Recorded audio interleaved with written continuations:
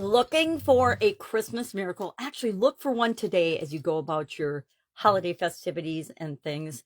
And as you're supersizing and growing your business, what do I mean? This idiom, a Christmas miracle, of course, dates back to the birth of Jesus Christ, right? It was a miracle that he was born to a virgin mother, etc., and all the stories and tales around that, or all the history around that, depending on how you look at it. Uh, but Christmas miracle is when something extraordinary or unexpected happens.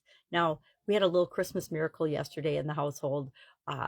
My granddaughters got a lemon tree from their other grandparents. And on this lemon tree, when it was outside, we noticed that there was a little cocoon on it.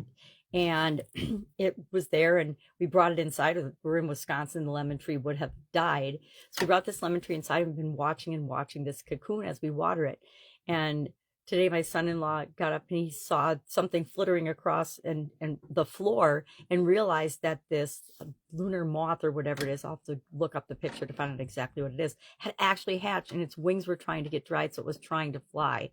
We eventually opened the window, took off the screen, and let it fly out the window, and it flew north, and I think they're supposed to fly south for the winter. We have been having unseasonably warm weather. I think it was 52, 55 degrees yesterday in Wisconsin. So it was very warm, middle Wisconsin, right? We're by the Twin Cities. And this little, I don't think it's a butterfly. I think it's some kind of a moth. Like, I don't know if it's a lunar moth. I'm going to look it up today. But I'll share pictures down below the comments because it was really fun to see the cocoon and watch it. It didn't look like anything changed or anything was going on with it for literally months.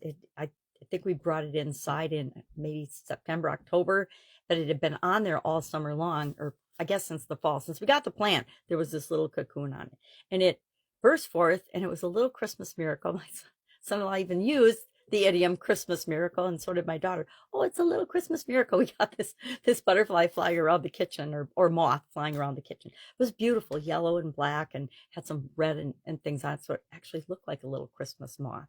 Anyway, we released it to the wild, and hopefully it will have time to fly south before the weather gets too cold here. But it reminds us to look every day for the things that are miraculous around us, because there are miraculous things happening around us all of the time. It also reminds us to remember that what we see on the outside isn't an indication of what's going on the inside. It's true of a butterfly. It's true of our employees. It's true of us. It's true of every other human being that we come in contact with. It's definitely true of our customers. What we see and how they present themselves to us is only a little snippet of who they are and what's important to them. And if we keep that in mind and treat people with kindness, I think that our businesses will grow and supersize, because we will be meeting people's needs better than hardly anyone else does, because they don't even consider things like this. So today I invite you to look for a Christmas miracle, be grateful for what is, and look toward the future of what you're creating in your business and your life, and how you're looking to make the world a better place.